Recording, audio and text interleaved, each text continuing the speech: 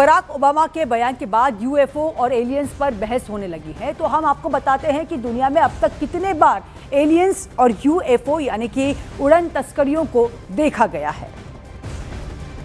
तो सबसे पहले बात करते हैं अमेरिका के उस यूएफओ प्रोग्राम की जो दशकों पुराना है, जिसमें अमेरिका में क्रैश हुए यूएफओ को इकट्ठा कर रिवर्स इंजीनियरिंग की कोशिश की जा रही है। इतना ही नहीं, 2021 में पेंटागन ने नौसेना के 3 रहस्यमयी यूएफओ वीडियो जारी किए थे।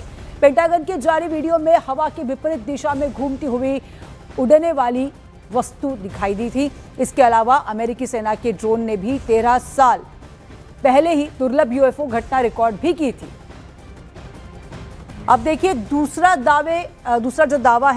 दावा ये कहता है कि इजराइल के गैलेक्टिक्स फेडरेशन वाले एंगल की बात करते हैं। इजराइल के पूर्व स्पेस सुरक्षा प्रमुख ने यह दावा किया था कि एलियन हैं पर इंसानों से अब तक नहीं मिले।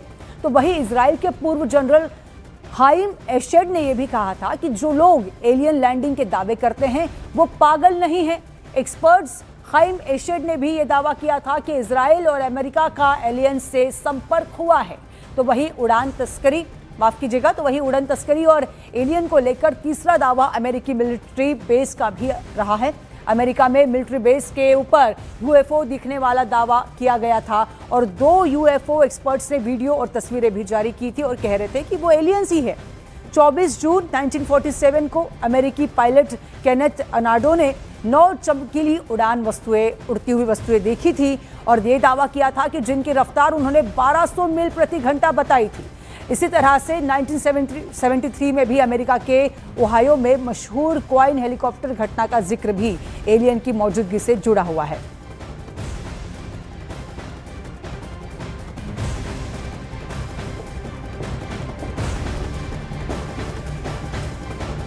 तो देखिए helicopter crew UFO object control के साथ इंटरफेयर कर ये भी एक सवाल सामने आया हुआ था। अमेरिकी मिलिट्री बेस और यूएफओ ने क्या कुछ कहा है एलियन को लेकर, ये तमाम जो सवाल है वो बार बार सामने आ रहा है। कनाडा में यूएफओ दिखने का दावा हुआ है। अगस्त 2025 में भी ये दावा किया गया था। क्यूबेक और ओंटारियो में रहस्यमयी सफेद रोशनी देखी गई थी, ये भी दावा किया गया है। 1960 में उत्तर पश्चिमी इलाके में आसमान में दिखी चमकीली वस्तु। कनाडा में यूएफओ दिखने का दावा, एलियन आखिर होता है या नहीं, ये तमाम मुद्दों को लेकर अब कई सारी चर्चाएं सामने आ रही हैं। यूएसओ को लेकर कई सारे सवाल सामने हो रहे हैं। 1967 को शैग हार्बर, नोवा स्कोटिया में भी यूएफओ दिखने का दावा किया गया था। कनाडा की ये बात हो रही है, इसके पहले हमने यूएस की भी बात कही है। तो कई सारे दावे जो है अभी सामने निकल कर आ रहे हैं। ये सामने आ रहा है कि अमेरिका के पूर्व राष्ट्रपति बराक ओबामा अकेले ऐसा इंसान नहीं है जिन्होंने एलियन के लिए ऐसे दावे किए हैं। ब्रह्मांड के ज्ञाता माने जाने वाले आधुनिक भौतिकी वैज्ञानिक स्टीफन हॉकिंग के भी इस तरह के दावे सामने आ रहे हैं। एलियन मौजूद हैं, वो कह रहे हैं।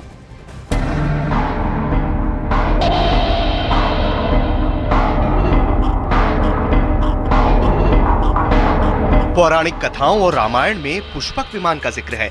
ऐसा विमान जो मन की गति से उड़ता था। जी हाँ, मन की रफ्तार सबसे ज्यादा है, लेकिन कल्पना के बाद सबसे तेज रफ्तार अगर किसी की है तो वो है प्रकाश की। प्रकाश की गति से सफर का सपना आइंस्टाइन से लेकर स्टीफन हॉकिंग तक का था। अब ये सपना पूरी तरह से ना सही लेकिन आधी तरह से जरूर सच हो गया है। स्टारशिप प्रकाश की 1/5 गुना रफ्तार से ब्रह्मांड में अरबों किलोमीटर की दूरी तय कर लेगा। इसे अंतरिक्ष में एक मदरशिप के जरिए छोड़ा जाएगा और लेजर की ऊर्जा से खरबों मील दूर तक पहुंचा दिया जाएगा। एलियन जिंदगी की खोज का शायद सबसे बड़ा अभियान पृथ्वीवासियों द्वारा पहले कभी नहीं शुरू किया गया। अगर आप पूरी यूनिवर्स में सोचें तो हमेशा से ही साइंटिस्ट भी ये बिलीव करते हैं कि ये पॉसिबिलिटी हमेशा रहेगी, बिकॉज हम लोग पूरे यूनिवर्स में अकेले नहीं हैं। लेकिन क्योंकि इतने ज़्यादा स्टार्स इतने अपने आप से दूर हैं कि हम लोग एक दूसरे को देख नहीं पाते हैं। वैसे एलियंस की खोज की ऐसी कोशिशें पहले भी की जा चुकी हैं। साल 2015 में स्टीफन हॉकिंग्स और यूरी मिलनर ने ब्रेक थ्रू इनिशिएटिव प्रोजेक्ट शुरू किया था। ब्रेक थ्रू इनिशिएटिव के तहत अंतरिक्ष से आने वाले रेडियो संदेशों में एलियंस का संदेश खोजा जा रहा है। इस अभियान से दुनिया के 90 लाख कंप्यूटर जुड़े हैं। हाल के बरसों में अंतरिक्ष से आने वाले फास्ट रेडियो बर्स्ट सिग्नल्स ने वैज्ञानिकों को उलझा रखा है। यह मुमकिन है कि ऐसे सिग्नल्स दूर अंतरिक्ष में बैठे एलियंस भेजते हों। We believe that life arose spontaneously on Earth. So in an infinite universe, there must be other occurrences of life. Somewhere in the cosmos, perhaps, intelligent life may be watching these lights of ours, aware of what they mean. Or do our lights wander a lifeless cosmos? सुदूर ग्रहों में जीवन की इसी संभावना की वजह से ही वैज्ञानिकों ने 1960 के दशक में search for extra terrestrial intelligence यानी सेटी कार्यक्रम की शुरुआत की थी। अप्रैल 2015 में नासा ने एलियंस की खोज का अभियान शुरू किया है। नासा के अभियान के नाम है nexus for exoplanet system science. मकसद है सौर मंडल के बाहर एलियंस की तलाश। लेकिन एलियंस की खोज का यह अभियान दूसरे ग्रहों पर जीवन की तलाश है। यानी जरूरी नहीं है कि नासा जिस एलियन को खोज रहा हो वो इंसानों जैसा बुद्धिमान प्राणी हो। वैज्ञानिकों का मानना है कि दूसरे ग्रहों पर ठीक उसी तरह से बैक्टीरिया और वायरस पनप रहे होंगे जैसे कि अरबों साल पहले धरती पर पनपे थे। यानी जरूरी नहीं है कि एलियंस इंसानों जैसे ही दिखते हों।